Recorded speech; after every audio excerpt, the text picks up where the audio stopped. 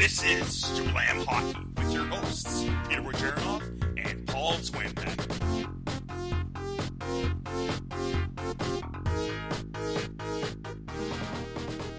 Welcome to Slam Hockey, folks. I'm your host, Peter Wojernoff.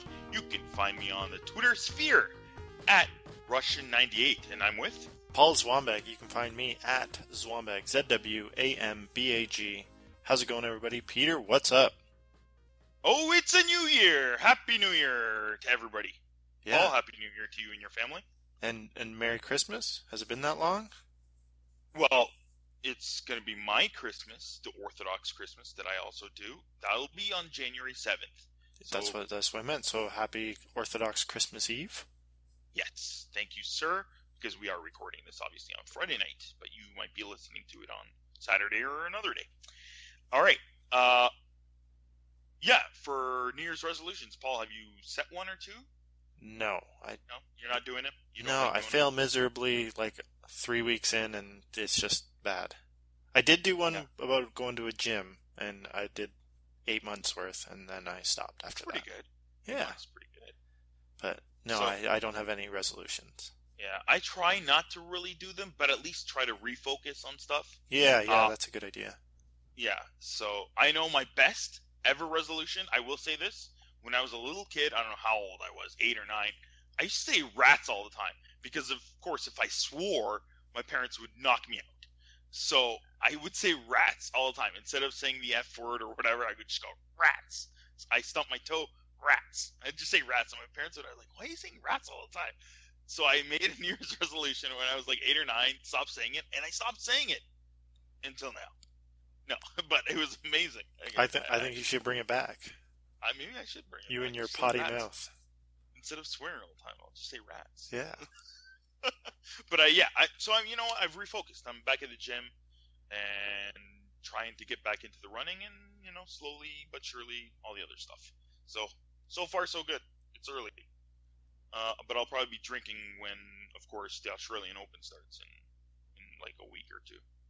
So, up all night watching that. That'll be fun. But let's get into hockey. What do we have this episode? We have a Team ISO. We're Team ISOing in this episode the New Jersey Devils. We have our special guest, Alex Chavanti, from the Devils Army blog. Right, Paul? That is correct. Yes. So he'll be joining us for that. Then Paul will give us the Vlam Junior Hockey update. Of course, we had the huge tournament. What an exciting game that was, Paul, wasn't it? Oh, it was unbelievable. I did not want it to end in shootout. I understand that that's the way the game works, and that's how it's been done. That's how it's always been done. I kind of like that they revamped the 5-man shootout rather than just 3. I know. I was watching it and I was like, what? It's still on? I mentioned that when obviously the Americans were playing the Russians, which was also a great game too. Oh, the last 5 or 6 games that were just unreal. They were such close hockey games and so well played that it made the round robin round just kind of meh. Yes, like they stepped it up and it was amazing. These kids were flying. So we'll talk more about that, and Paul will also give you his all-star lineup picks for the junior tournament. And then I'll have a top 10 list this week. This top 10 list, I will be talking about the top outdoor games jerseys that were out there. We also did a poll. We'll talk about the poll as well. And then we have a fantasy tip from Paul. And then we'll end up, because we're recording this on Friday night, with our Saturday's picks. So check those out, and maybe you might use some of our picks for when you're checking out your teams who you're going to pick. First off, trending now. Paul, they named the All-Star captains a few days ago. What were they, and did we get one wrong? We got 1 of 4 incorrect.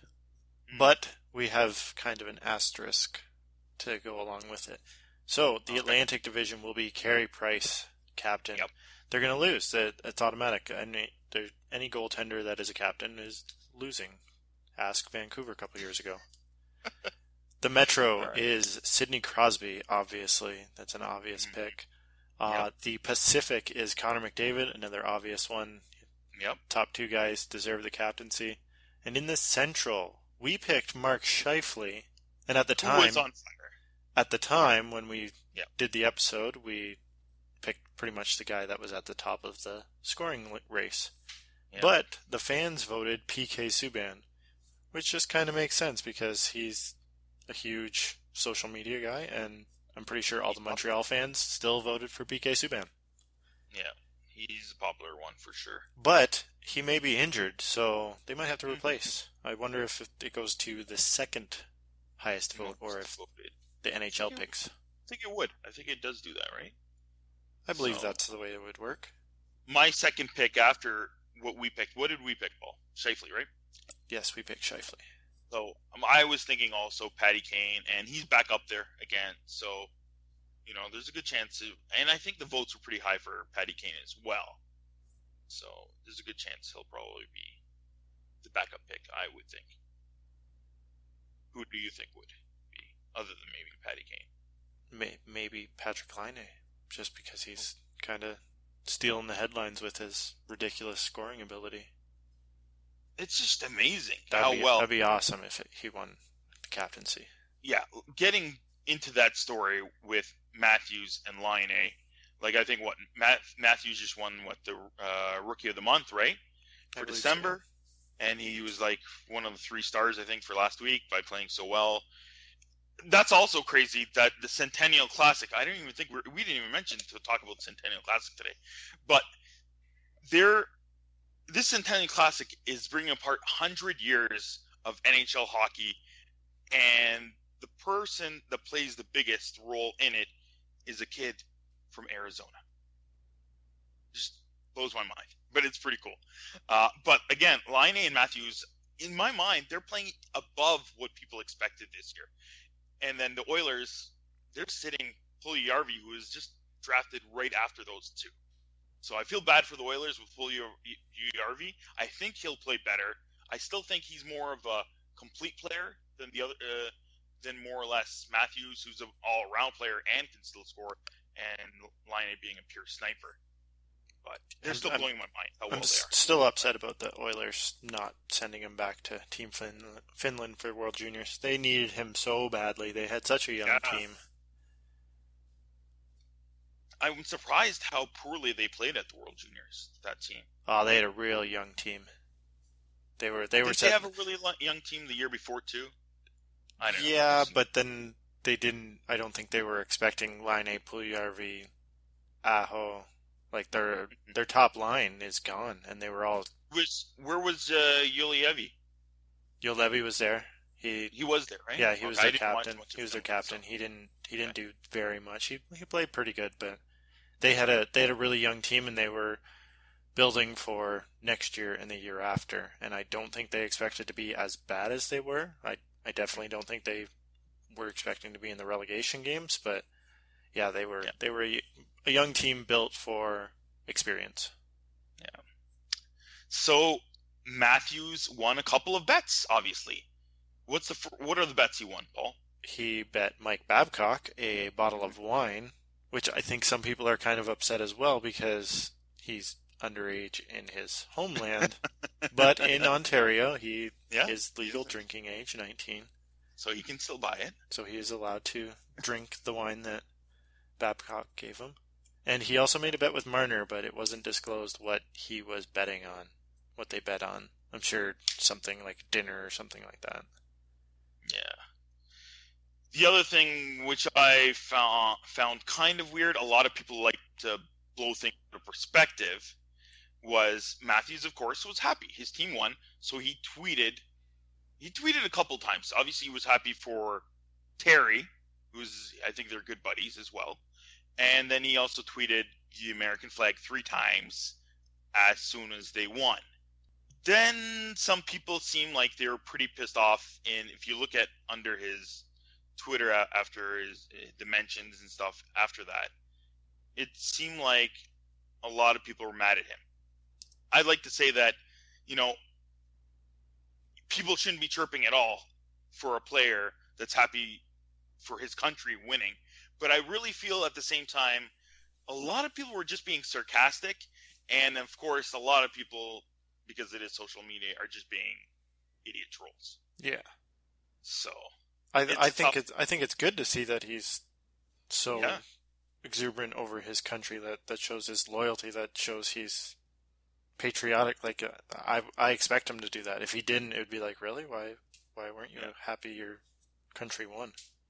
yeah, exactly. So I'm happy for him and for his country winning, and they played great, and they were really good at specifically that the shootout, which is a big part of these tournaments. Which is really weird because Tyler Parsons is not very good at shootouts, and he Mm-hmm. happened to stop every one. So, Yeah. So let's. I did. Was there something else we wanted to mention, or was that pretty much it? the Columbus winning streak is over, That is done, correct. nil. They didn't catch Pittsburgh Penguins 92-93, right? Yeah. They They were at did not, Paul. Are you happy about that? Are you specifically happy about that? They yeah, didn't match Penguins? yeah, Yeah, you like that? yeah. You Gotta like still being in sole position? Yeah, and well, Pittsburgh did it 2 years ago. They got up to like 12, and they were like, "Oh, Mm, can they do the 92-93?" And then they ended up losing. yeah. So I think once they start referencing who the top streak is, then teams start getting scared, and I think the It's Blue Jacket interesting. it had to come. Like you can't just Yeah, keep winning. yeah. And you know what? And and you know me, I kind of like Tortorella, and I'm not surprised that he can get his team to do this, especially a Columbus team that I still feel aren't a top 5-10 team in this NHL. But they played as a team. Every single line was putting the puck in the back of the net. Everybody came together. Bobrovsky was playing amazing.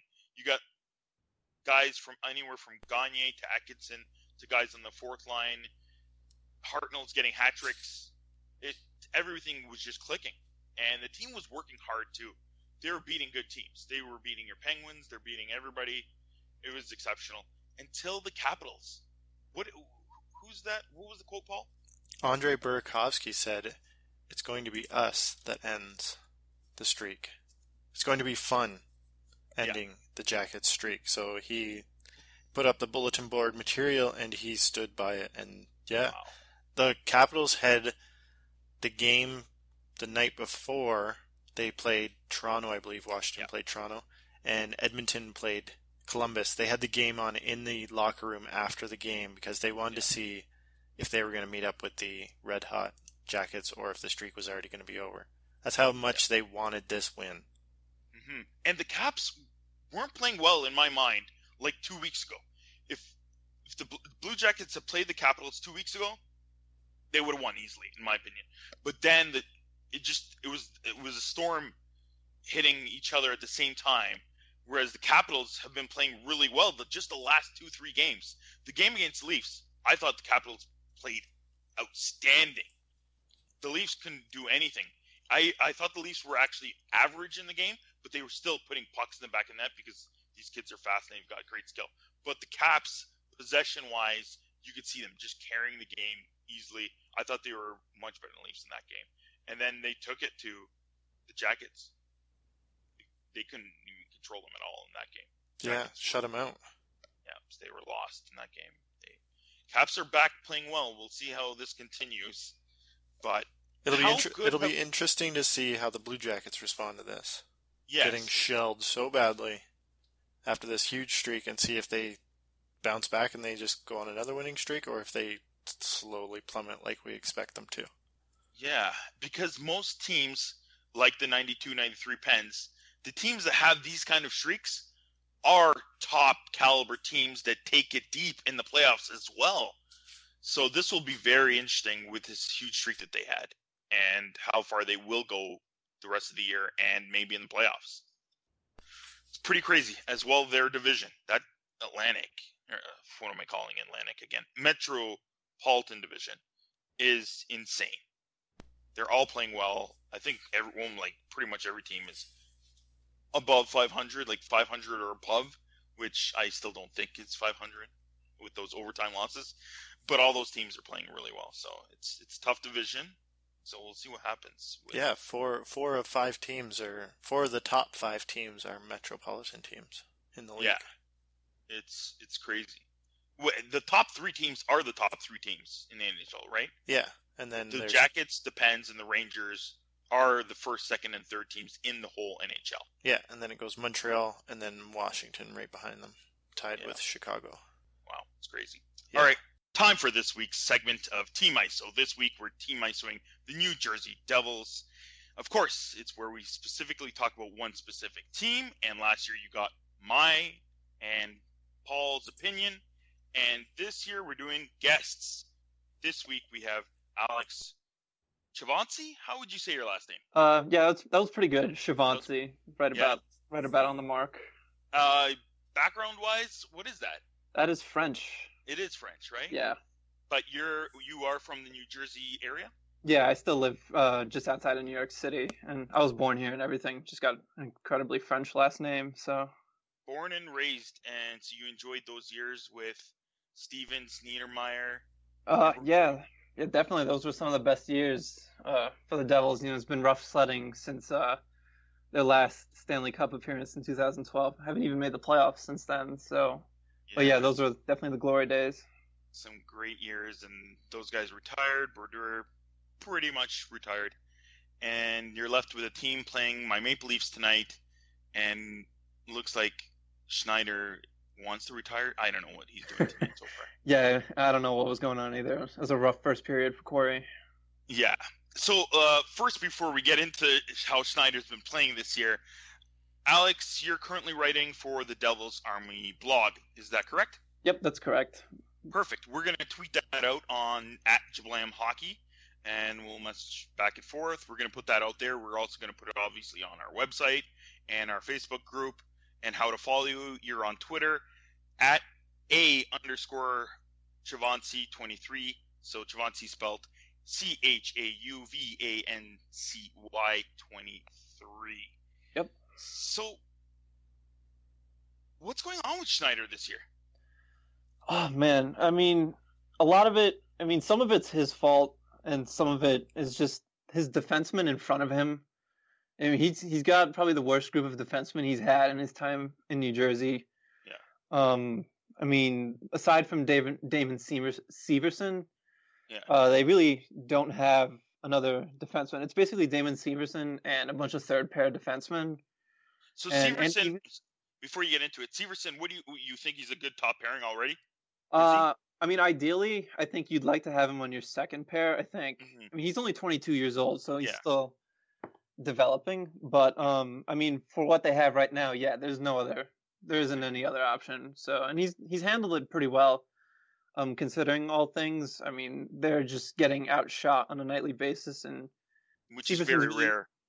For the Devils, yeah, exactly. And Severson's really like the only defenseman that has like offensive ability on they're on the defensive side of the puck. So part of Schneider's struggles have been that he's just getting outshot almost on a nightly basis. Okay. There's like a point from, I guess, let's say from Thanksgiving, really right up until like Christmas, where the Devils were outshot in something like 15 of 17 games, and I don't care who your goalie is, if it's Carey Price or whatever, if you're getting outshot like that on a regular basis, you're going to give up some goals, and especially when you have that kind of defenseman group in front of you. It's been tough sledding for him. It has been. So let's go into the offseason and their big moves. Of course, the biggest move was acquiring Mark Savard, right, for the second round pick for Black and Thompson, wasn't it? Was it not? Yeah, I mean, nothing else happened with the Devils this offseason. So. No, they lost a huge defenseman in Larson, and they got Hall. Yeah. So how's Hall working out so far before we get into more defense? So Taylor Hall, I mean, it might not seem that he's had an impact on the team based on their record, but he's been as good as advertised. He's second on the team. He's averaging 1.85 points per 60 minutes. He's also first in scoring chances per 60 minutes on the team, and if he were to play a full 82 games this year, he'd be on pace for like 71 points. So he's been as good as advertised. Unfortunately, the team has struggled, but I mean, that's no fault of his. He's been he's been really, really good. Yeah, you can't compare his numbers. Just like everybody was saying with Larson going to the Oilers, he might get more points. With Hall going to the Devils, he's going to have less points in terms of who they have up there and their style. Mm-hmm. So that's obviously we're not if people are expecting Hall to be in that top 5-10 range where he has maybe been the last 1 or 2 years, might not happen at least for this year and maybe next year.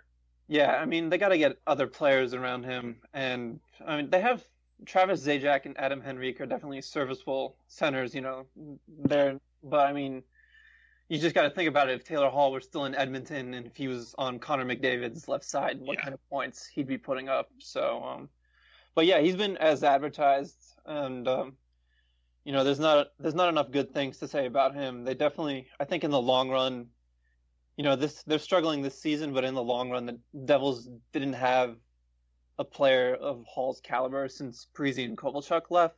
Yeah. So they got something that they can build around. He's signed until I think through the 2019-20 season. Oh yeah, it's a fair bit. And he's on a pretty good contract too. So they definitely got a good piece to build around here over the next couple of years. In terms of forwards, has Elias officially retired? No, not yet. Okay, I was wondering about that. Yeah, Okay. I see it on Twitter all the time. Yeah. Devils fans asking their beat writers like, "Hey, what's going on with Patrick Elias?" And he's skating as far as I know, but I mean, it's getting a little late in the season. Yeah. And I don't know if he really. I mean, I'm sure he'd love to play again one more time, but with the way the season's going, I don't know. Yeah. All right, so let's get into the back end. So, with Larson gone, is that a fair bit of a hole that he's left? Yeah. I mean, it's not like, I think Larson. He's not the defenseman that I think some people made him out to be. I mean, he's not a bad defenseman. I'm not saying that, but they can definitely replace him. The problem is that they didn't really do that after they lost him in the Hall trade. I mean, they signed Ben Lovejoy, and I mean, Lovejoy is maybe a third pairing type guy. Yeah, exactly. Like, he can play some third pair minutes, and he can play on the penalty kill, which is big too. But I mean, Larson was playing on the first pair last year with Andy Green, and they were basically any shift that the Devils had in the defensive zone, they were throwing Adam Larson and Andy Green out there almost every time. So, I mean, it's a big hole. Yeah, it is interesting, but it's a big hole. But they could have replaced him, and I guess we'll get into Ben Lovejoy a little bit too, because that is the guy they signed. They didn't make another signing. Yeah, that was pretty much it. So outside of Andy Green, pretty much, like, I think Lovejoy is making like 2.25 or something. Yeah, somewhere around there. And the rest of the defense, this is pretty much the lowest paid defense in the NHL, maybe. Yeah, I think Andy Green probably has the highest cap hit, and even his cap hit, I don't think it's something overwhelming. I think it's like, I don't know. Yeah, it's somewhere around $4 or $5 million a year. So, they're gonna make moves in the offseason for sure, and they have a lot of money to work with. So, that's definitely the biggest area of need right now, is they have to address that, because their prospect system, they don't even really have too many defense prospects coming up. So it'll be interesting to see what Ray Sherrill does going forward. Yeah, maybe that Mark Savard move was a good one to get them over the minimum of the cap. Oh yeah, for sure. And then they still have Ryan Clough on contract too. Yeah. So is one he more on year. Long term? Yeah, they have him just like Savard. He's on LTIR, and I think Clough comes off this summer also. So between him and Savard, they're gonna free up about, I don't know, say $6-7 million in cap space. So so they have lots of room to add some significant players there. Yeah. All right, let's get into the team a bit. First off, I'd like to ask is, who is Johan Avidu? That guy. Well, I had no idea who he was until the Devils signed him. So he was. You know? I've heard of him, but I didn't expect him to be part of the Devils organization so quickly. Yeah. He kind of just jumped in. Yeah, and he had a really good training camp, and he actually got off to a really, really good start. I guess, let's say through the first 15-20 games of the year, I mean, he was the Devils' top possession player by a wide margin, and he was really driving play for them, and since then he's come back down to earth. He's actually not even with the team anymore. He's back in Albany.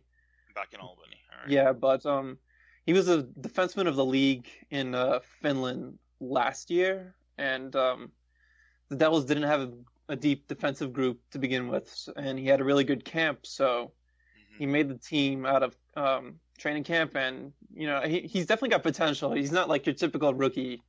He's already 26 years old, so and he's kind of still getting adjusted to the North American game, I think, coming on a smaller rank. But he's definitely you'll see him again later this season because the Devils they're rotating their guys. Yeah, they're trying to figure out what works back there and what doesn't. So we'll see. But he's definitely an interesting guy. Yeah, Paul, do you have any other guys back in Albany you'd like to ask about? Joseph Blandisi made the All-Star, the AHL All-Star. It was announced today. Yep. Have you watched any of his AHL hockey? I know he played a little bit last year for the NHL. Yeah, he got off to a pretty good start last year, playing for the NHL team. I haven't seen him in Albany too much this year, but he's having a good season. He's got 20 points in 24 games. And I think he's another guy, once the Devils start shipping off some pieces at the trade deadline, I'm pretty sure you'll see Blandisi called up and he'll probably finish the season with the big club. But he's he's one of a bunch of promising young forwards the Devils have in their system. He wasn't the only one named to the All-Star team from Albany. John Quenneville also made the All-Star team. He has 27 points in 31 games, and he's fourth in rookie scoring in the AHL. So he's been pretty impressive. Didn't really see that coming in his first season. He even got a call up earlier this year, and just saw some brief time with the Devils when Taylor Hall was out with his knee injury. Yeah, speaking of a bunch of guys that can be called up, what happened with Reed Boucher? They put him on waivers, and the Canucks claimed him. That's kind of a disappointment. It sounds odd, too, because it sounds like a lot of Devils fans really like him as well. Yeah, Devils fans, when we posted it on our blogs page, we just got a bunch of reactions like, Devils fans were like, "Oh my God, it's great that he's back with the organization," that kind of thing, and it was just really weird. They put him on waivers like a month ago. Then Nashville claimed him. Then Nashville put him on waivers. Devils claimed him, but they wanted to send him to Albany, so they put him back on waivers. And then Vancouver claimed him, and if the Devils kind of valued him as a prospect, I feel like they would have just kept him in the NHL, and there's room for him to play there. I mean, there's some guys like Luke Gazik playing on a regular basis. No disrespect to him, but hey, man, you need enforcers. You do need enforcers, but you also don't you don't want to give time. You don't want to take time away from a player like Boucher, a young developing player, over Luke Gazik. So I don't know. If he's a part-time guy, right, they rather keep an enforcer in the lineup. Yeah, exactly. Part-time than maybe a guy like Boucher, and maybe they feel that this will give him more of a chance to get more ice time if the Canucks are going to play him more minutes, right? So yeah, I mean, Canucks are not. I mean, they're on a 5-game winning streak right now, but I don't think they got too much in the way of playoff hopes. So he should be able to get some good time with Vancouver. Yeah. All right, and then so how do you think Pavel Zacha is playing? And do you think his ceiling is maybe an all-star or playing on the top line more often than not? Yeah, definitely. He's a pretty big guy, even for a 19-year-old. He's 6'3", 220 pounds. Yeah. He's been up and down the season, as any 19-year-old does when they're playing. He didn't even go. He went straight from Sarnia to the Devils. No time in Albany. So yeah, I definitely see him as a top line forward somewhere down the road. He definitely has he has a really nice shot, and he's a good skater. And the Devils, have really high value on him. So as he continues to develop, and he's actually on a line with P.A. Parenteau and Taylor Hall these last few games, and he's done pretty well. So they're running possession so far. Yeah, they've been the Devils' best line these last. Well, maybe not tonight because this game's been a little bit rough, but last couple games they've been together. They've looked good. So it's always good for a younger player like that to be on a line with like players who are, who've been around, like Taylor Hall and P.A. Parento, who Yeah, can some definitely good help him offense. along. Yeah. And the fact that he's young enough that he could have played for the World Juniors. He could have played for the Czechs. Yeah, which is kind of crazy. Yeah, there's a lot of players that were like that this year. It was kind of amazing. So, but yeah, he's definitely got a high ceiling with the Devils. And I expect him to be, probably like a 50, 60 point guy for them somewhere down the road. I enjoyed having Parento on the Leafs this year, and I wasn't too happy in seeing him let go. I thought maybe he still would have fit with some of the younger kids. Yeah. I really enjoyed him on the power play. Do you see how interesting and unique he is on the power play? Yeah, no?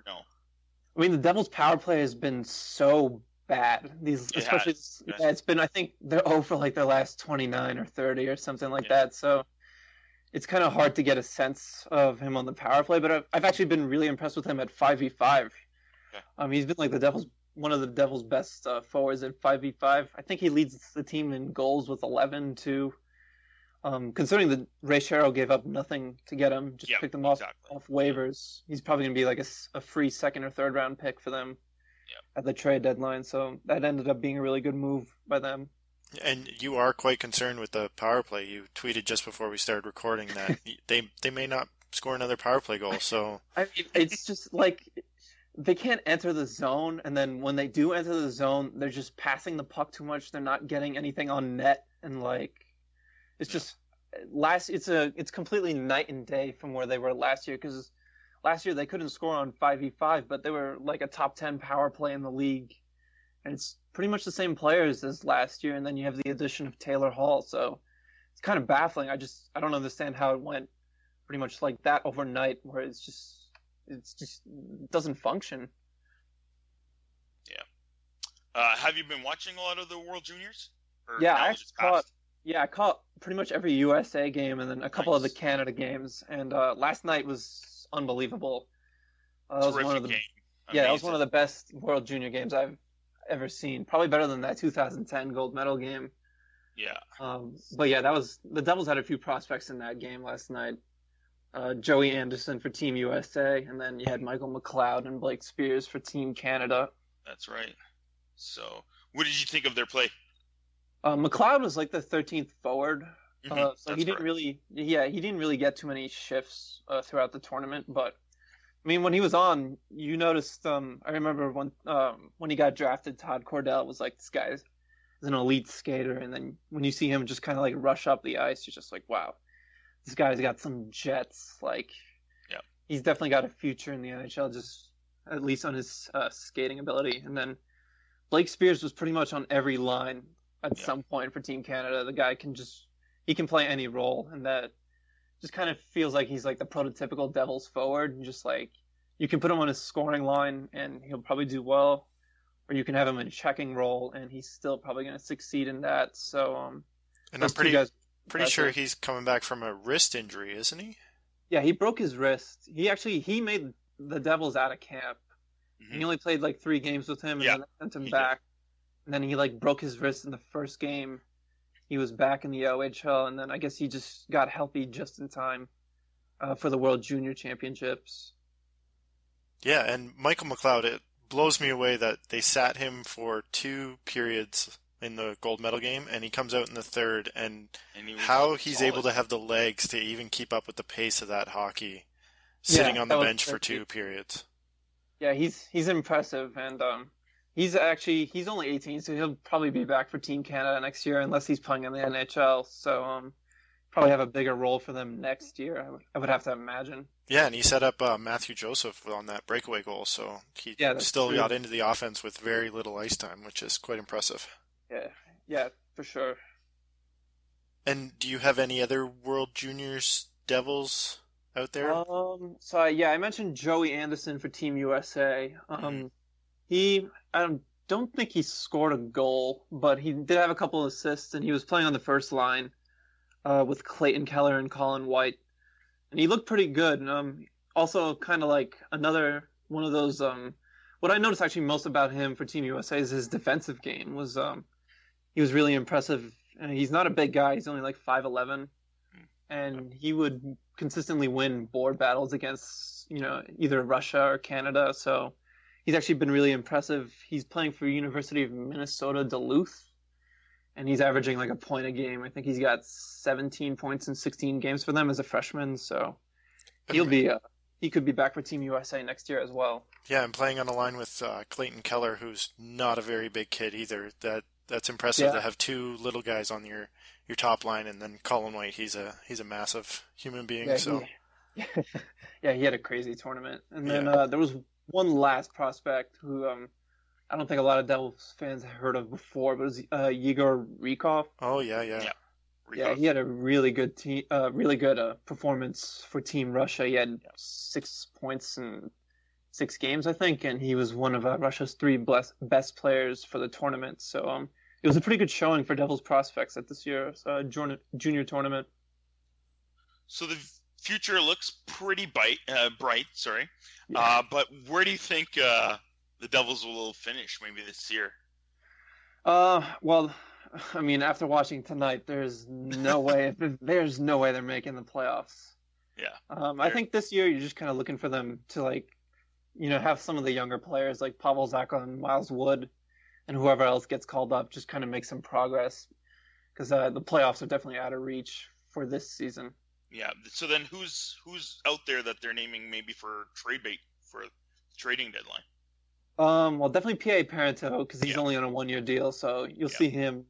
Some team will give up, and we'll definitely get him as a rental. And then, man, it's tough to see. I would like to think one of their defensemen, but I'm not sure who you could get for Kyle Quincy. How old is Andy Green? Is he getting up there? Yeah, he's up there. He's 33, 34.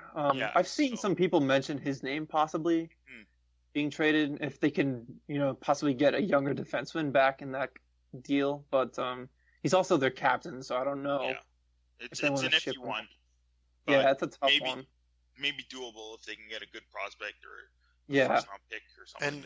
And he just broke his Ironman streak. He had 350 straight games played. That's pretty wild. Yeah, especially in today's NHL, and he's playing, tough competition over these last few years. So it was a really impressive feat by him. I just feel that he would be a great addition to a team trying to contend for the Cup.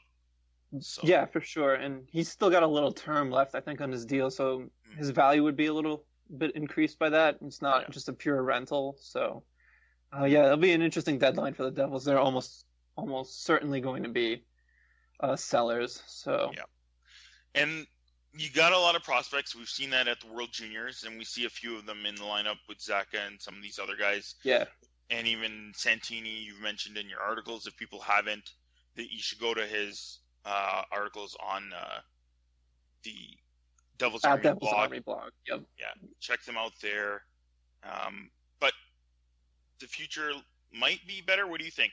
I still think they're on the fence, and I don't know. Maybe it is time to, trade a few of these older guys, and that's why I was mentioning Andy Green. Yeah, I mean, I think another guy who that contract will be tough to trade, but Travis Zajac is definitely somebody they might consider floating out there, since they got Henrique, and then you got a bunch of other young centers like Quenneville, McLeod, and Zacha coming up. So he might be expendable. So definitely gonna be an interesting trade deadline for the Devils. It will be, and hopefully they can maybe get up there on the lottery and then get 1 or 2 good prospects in the next 2 years, and then turn this around. Yeah, for sure. Because free agency class for defensemen this year is kind of weak, so they're gonna have to get creative, because that's definitely the area of need for them most. They have to fix that blue line, and maybe some more offense. And I still feel that, when I've been watching the Devils last few years, it's pretty much been Camilleri, and then that's it. So now they've added Hall, which is great. Hopefully Zacha can fill in a role, and they might need 1 or 2 more. Yeah, they definitely need some depth scorers. I mean, they might actually be able to, take care of that through their system, because Quenneville is probably pretty close to being an NHL regular. And then you got a guy like Blake Coleman, who's actually having a pretty good year down in Albany. Not a lot of people are talking about him, so they might be able to fill that within the organization. But, defense is definitely the area they got to take care of most. Yeah. All right. Thanks, Alex. Thanks for coming on the show. Yep, thanks for having me. We're going to tweet again You're at A_Chavancy23, and we'll also post it on our website. Thank you for coming to the show. Yep, thanks for having me. Enjoy the night, guys. See you later. Paul, what do you have for the Blam Junior Hockey update? Well, we already kind of broke into it, but yeah, the World Juniors are done and over with. Team USA takes home gold, Canada with the silver. Russia beat Sweden 2-1 in overtime. Yeah. Denis Gurianov scored the overtime winner on Rasmus Dahlin's mishap, and the puck got in his feet and he lost the puck. And too bad for the 16-year-old playing in an under-20 tournament. Unreal. Wow. But the goal that he scored during the game was just a shot off his stick and back in the net. Yeah. Dahlin's goal as well. So I was like, tick for tack almost on those. Because, his goal was kind of lucky too. Just stick on the ice and the defenseman shoots it off his stick and back in his own net. So. Yeah, and Latvia will be relegated and Belarus will be coming up. Finland just squeaked out the relegation round and they ended up beating Latvia. Both games, two straight games for the best of 3 series, but Finland dodged a bullet. It was the worst finish in 41 years in World Juniors. Team Finland at 9th overall. Yeah. Why don't they do that with the gold medal game? A 2 out of 3. I always thought that would be amazing. Oh, that would be insane. Yeah. Instead they're doing the relegation thing with it. I don't know. It's just so weird in my opinion. Well. All right, Paul. What do you want to talk about, or did you want to get straight into your picks? Yeah, World Junior All-Star lineup. Nice. Let's do it. Alexander Nylander. Nice. From Buffalo. Buffalo How many prospect. Points did he get? What's that? How many points did he get? Oh, I don't know offhand. I don't have that written down, Peter. But you think he was easily the best Swedish player out there? Yes, Joel Eriksson has a wicked shot. He looked really good. Yeah, the Minnesota Wild prospect, but I think Alex Nylander had more points. I think he had 12, I think. Yeah. I'm trying to call it up as I'm talking here, but it's not really working. So you have him on the wing. Who do you got for center? No, Alex Nylander center. Is center, okay. Kirill Kaprizov from Russia. Yep. Minnesota Wild. Minnesota Wild had a lot of guys in this that looked really good. So Kaprizov, left wing, he was the leading scorer in the whole tournament. Yep. And on right wing, Clayton Keller, he's a tiny little guy. I think he's listed at 5'8", but he might be 5'6". Yeah, he plays a big game though for his small stature. Yeah, and he is a Coyotes prospect, so picking him. On defense, Thomas Chabot, he was named MVP of the tournament. He played 43 plus minutes in the gold medal game. Yeah, which is over half the minutes.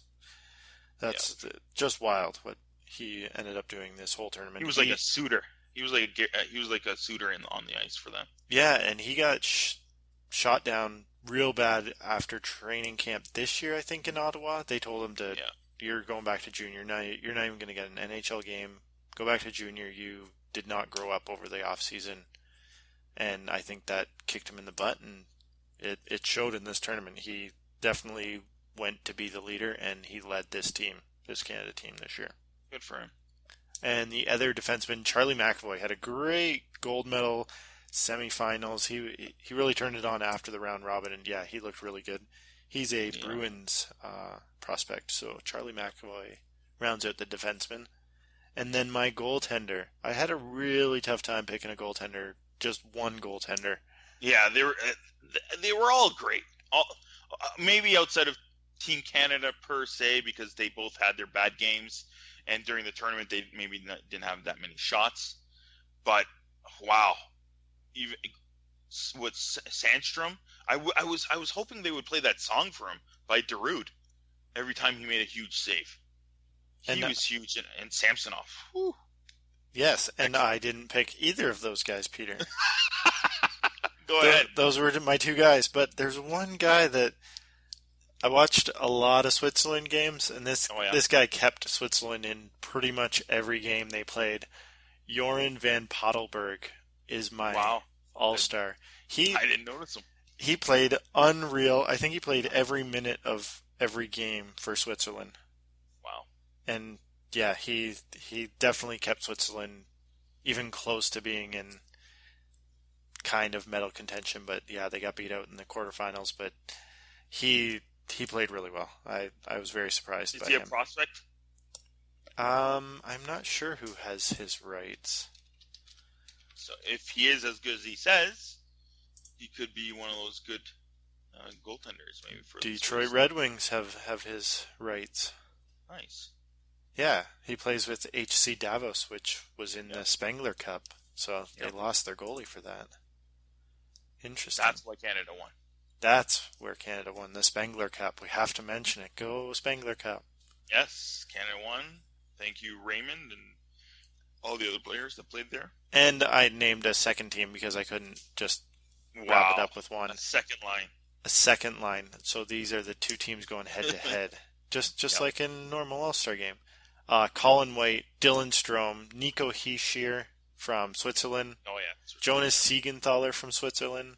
Cale Clegg from Canada. He played unbelievable.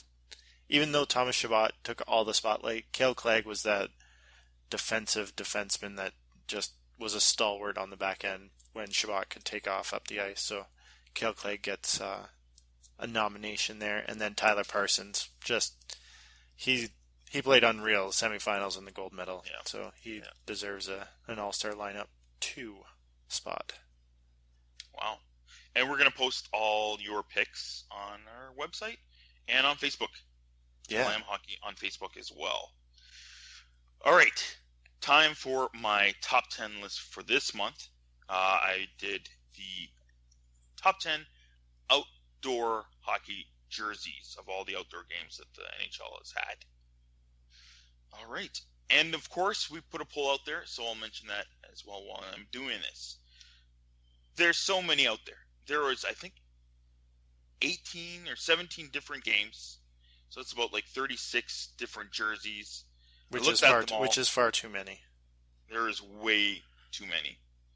It was a lot of looking at specific things on the jerseys. So it was pretty cool actually, and I made a short list and then I had to shorten it down. The short list was the top 16, which we put on Twitter. And what was the first poll that we did, Paul?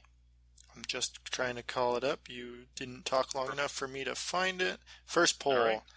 The 2012 New York Rangers, 2012 Philadelphia Flyers, 2008 Pittsburgh Penguins, 2014 New York Islanders. So, with those, again, the Penguins, it was the original year. The first real year in doing these outdoor games that the Leafs have been doing in the recent years.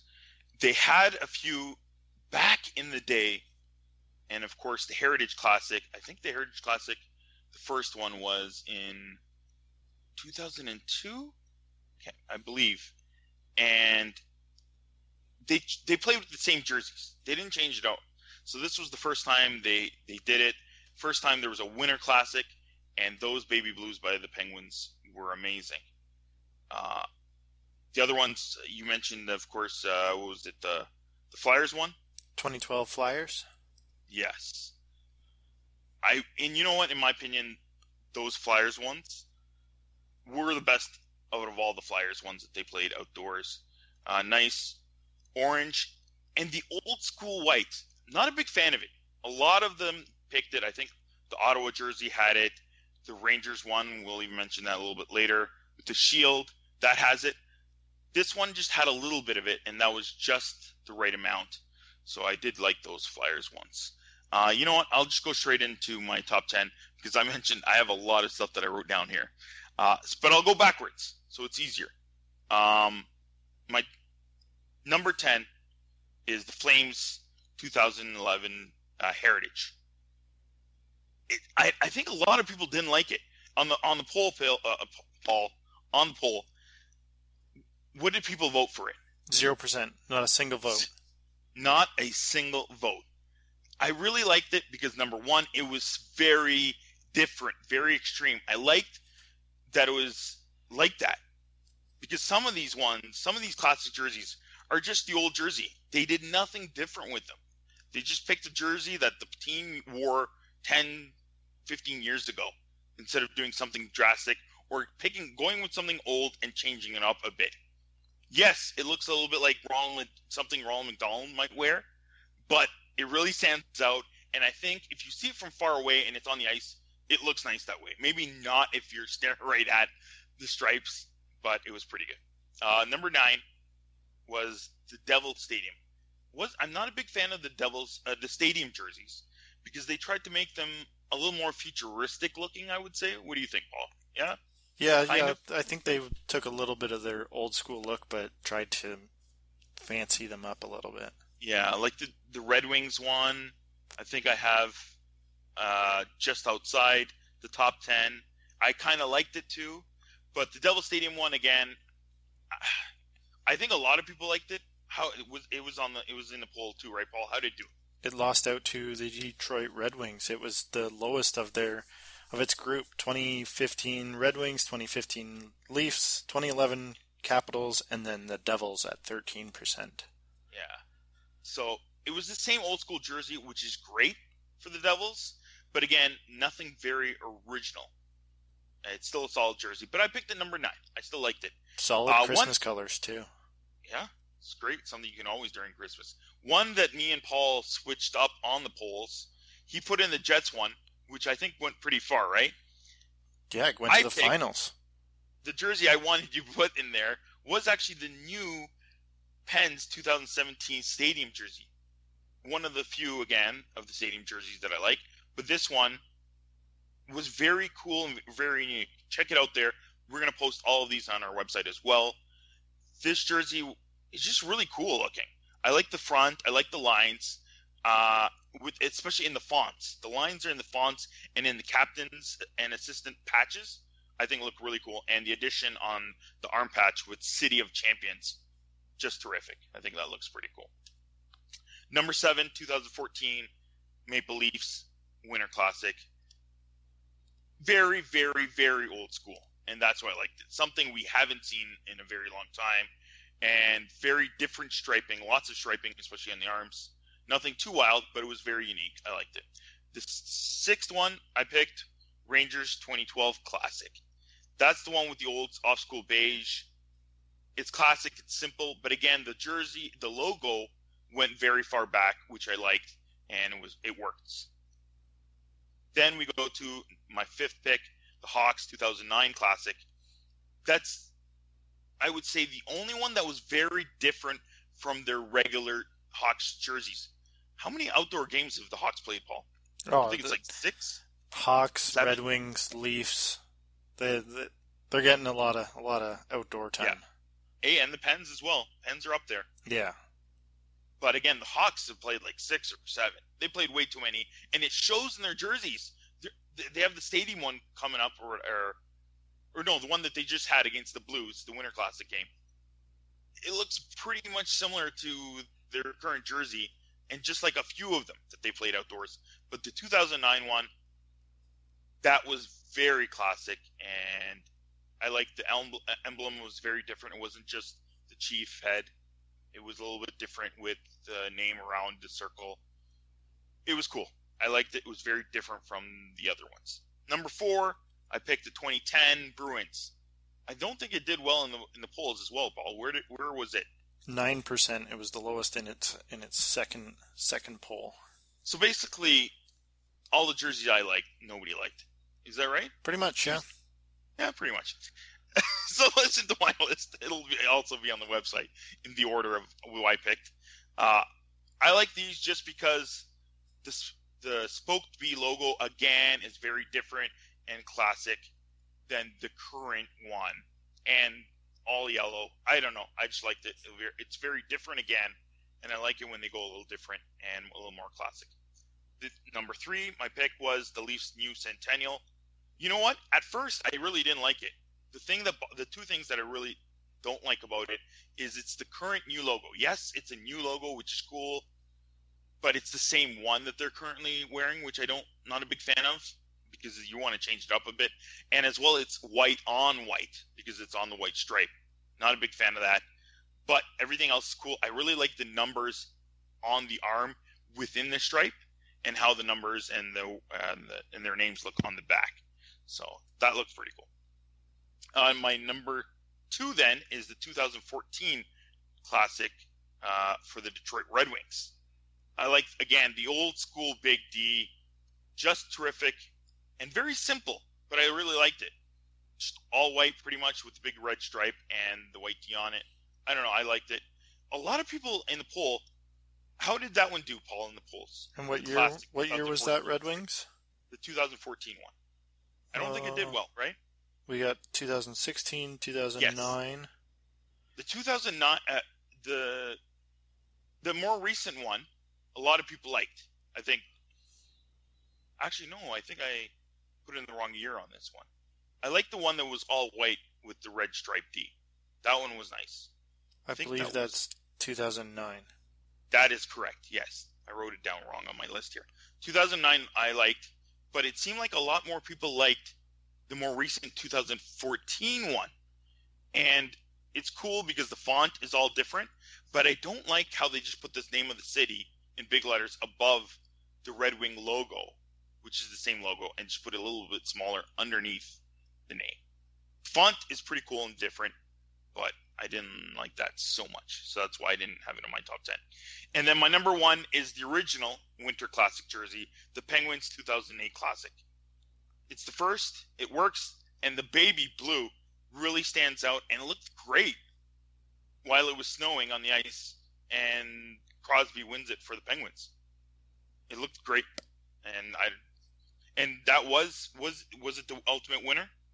It was the ultimate winner. The finals finished 45% Pittsburgh Penguins 2008, 2016 Jets 18%, 2017 Leafs 18%, and 2015 Red Wings 19%.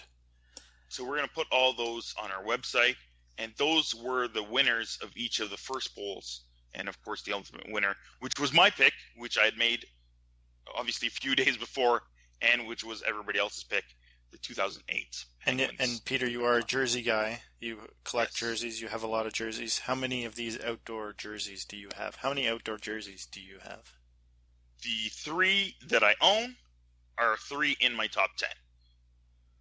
Actually, no, 4 now, because I got the new Centennial. So I have the 2 Leafs, of course. I have the 2014. I put Cody Franzen on it. I like it.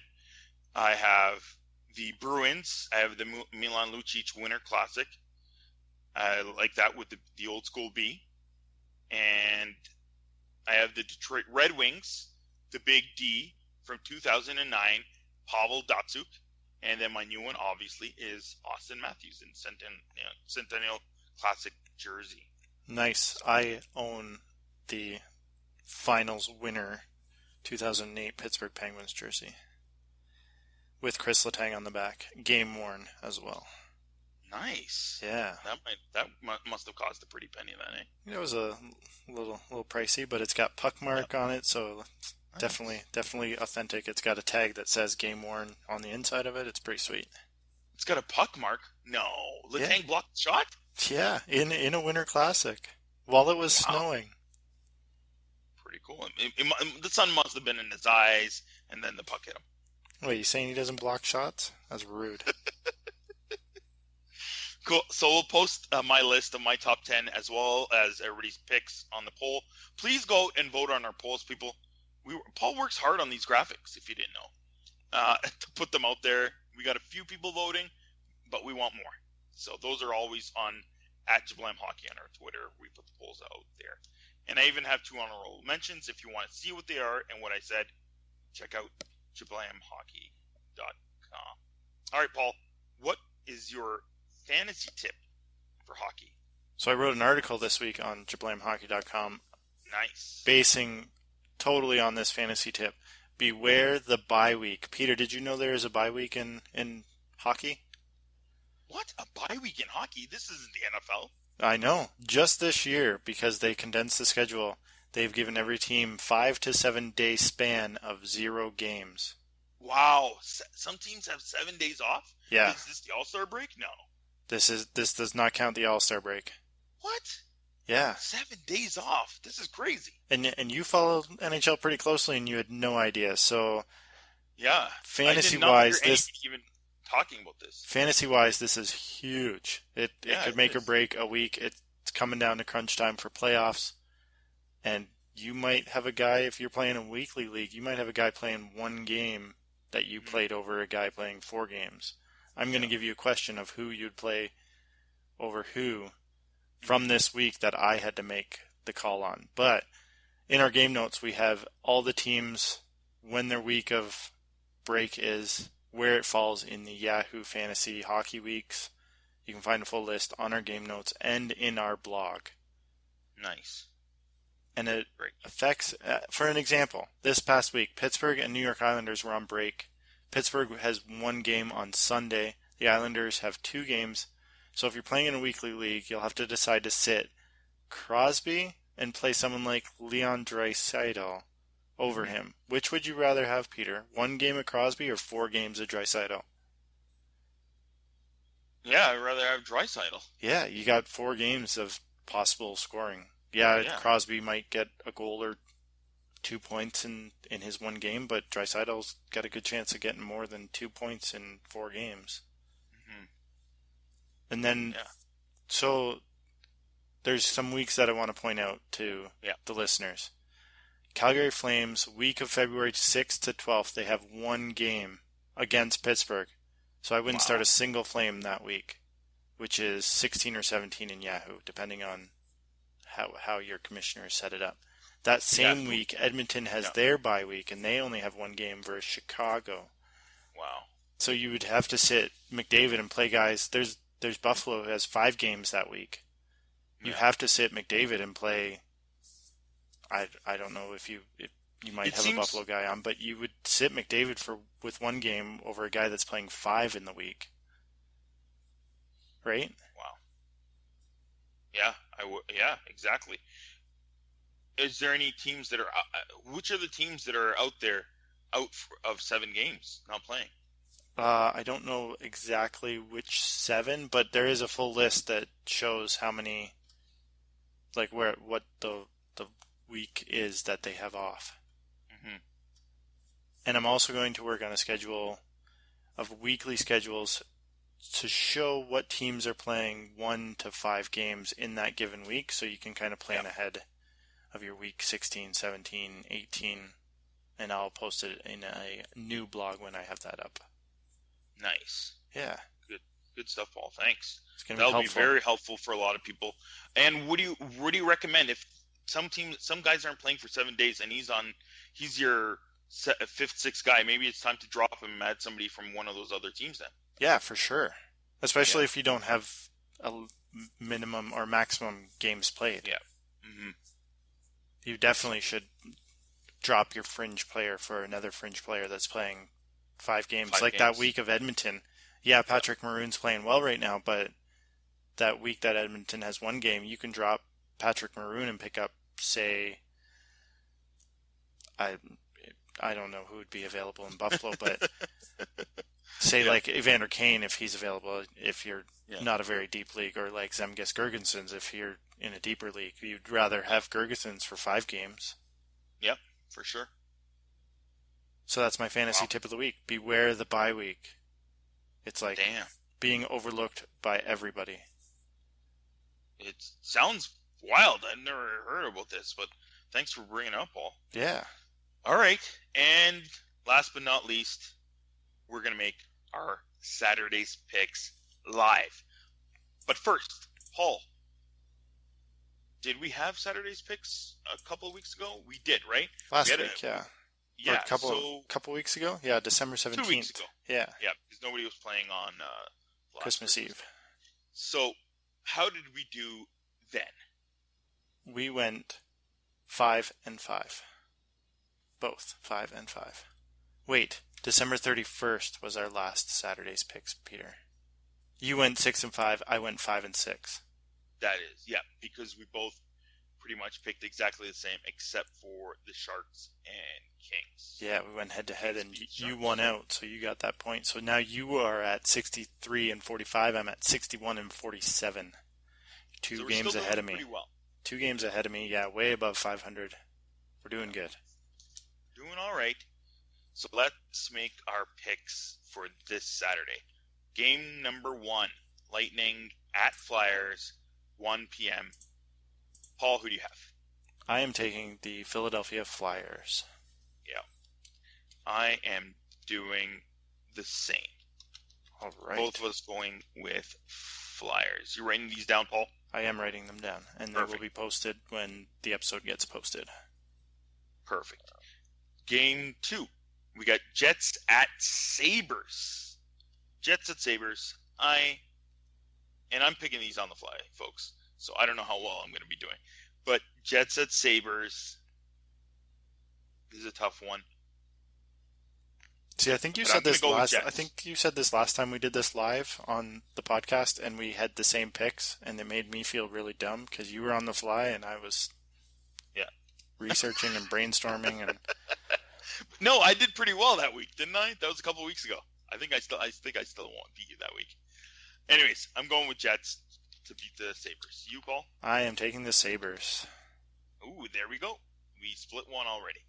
Game 3, it's the Wild at the Kings. The Wild finished out their streak. What did they go? 12 games, I believe? I think, 12 games, and they lost out to Columbus. Yep. So, what do you have, Paul, with... I'm going Minnesota Wild. Yeah. I'm hoping they play Devin Dubnyk. I think they're going to start playing him less because they need to slow down on his games played, or else he's going to burn out at the end of the season, but I'm going with the Wild. I'm going the same because I don't know what the Kings are also doing with their goaltending, but it's very mixed up too with Budai and Zakhoff and everything too. So going with the Wild. All right, Rangers at Blue Jackets. Both big teams going head to head. Blue Jackets just lost their streak. Top 2 teams in the league. Yep, they're up there, and the Blue Jackets are at home. The Rangers, who are still pretty good away. But I'm going to see what Tortorella has and go with the Blue Jackets. I will go with you on that. Yep. Both take the Blue Jackets. Next up, Boston versus Florida. Yep. What do you have, Paul? Florida is on a back-to-back, second of back-to-backs. And the Bruins are not playing tonight. That is correct. No. I am going with the Bruins. Yeah, that's always a good thing to do. That's a tough one. And then Bruins are still not playing that well lately. Ooh, that's a tough one. But Florida's also very lost. I will have to also go with the Bruins on that one. All right, I was waiting for a coin flip sound, but I guess not. I was thinking about coin flip too, but I don't even have a coin around here. Next up, Toronto has to head back home from the New Jersey killing Friday night to go play Montreal in Toronto. Who are you taking? Jeez. I don't know. The Leafs were really strong tonight. I don't know if they're going to keep up that energy. Were they strong, or were the Devils just bad? Yeah, that is true, too. It was a 50-50. They were bad and Leafs were pretty good, so... Oh, that's a tough one. If Price is playing, you usually have to go with the Habs. I'm going with the Habs. Boom. As am I. Yeah. Next up, Washington versus Ottawa. I think this is a rematch from last Saturday? Yeah. No, last Sunday. They played Sunday night. It was the Battle of the Capitals. Yep. Who are you taking? Caps and Senators. Ooh, that's good. I think the Caps are playing really well right now. I'm going to go with Caps. I will follow suit and go with the Capitals as well. Edmonton versus New Jersey. New Jersey is on a second of back-to-back and got smoked by Toronto, as we've said before. Edmonton is playing pretty well lately. I'm going to go with Edmonton. I'm going with New Jersey. Nice. I picked them before I found out the Leafs smoked them, but I'm sticking with New Jersey. Bounce back game. Then we got the Islanders at Coyotes. Both playing second of back-to-back games. Yeah. Both traveling. That game must be national, right? Everybody's gonna want to watch this game, right? Not a chance. Has there been a moniker yet for tanking for Nolan Patrick? I don't know, but it sure looks like the Avs are going for it hardcore. I want you to come up with one, tanking for Nolan Patrick. Eventually, not right now. You got to make your picks. I gotta make one. This one. Oh man, I think the Islanders playing a little bit better lately. I think they are, but they're in Arizona. Oh, this one is really tough. I'm tuning into this one Saturday night. You sure are. Man, I wish I had a coin for this one. All right, I'm flipping my phone. What is your pick, Paul? The New York Islanders. Same here. All right. Flipped my phone. It landed on the other side. Spent way too much time on that game. Dallas versus St. Louis. Dallas versus St. Louis. St. Louis is at home. I like St. Louis. I'm just going to go straight up St. Louis. As am I. Jamie Benn's hurt and isn't going to be back for another 2 or 3 games. So, cool. Next game, Canucks at Flames. Flames are picking it up. Is Elliott back to normal, Paul? This is a home-and-home game, just to let you know. Yeah. I don't think Elliott's playing fantastic. Yeah. But they played Friday night and 1-0 Calgary as we're recording this. Yeah, I'm going to go with the Flames. Going with the Flames. I am going to take the Flames as well. And our final game. Right. And then last but not least, we got Detroit versus San Jose. Yep. Who are you taking? This one has to be San Jose, right? There's like no other way. I agree. The Sharks. Yep. Sounds good. Those are also going to be posted on chiblamhockey.com. Go check it out, folks. Check out Paul's blog or his fantasy tip for this week. Then we have our game notes. They're all going to be on there. Basically, our trending now stuff. It's all on there. And and then my top 10 is also going to be on there, as well as the poll that we did. I want to thank again Alex Chavancy for coming on the show for our New Jersey Devils Team ISO. And remember to go on iTunes, rate, subscribe, and review us. Until next week, see you then. Bye.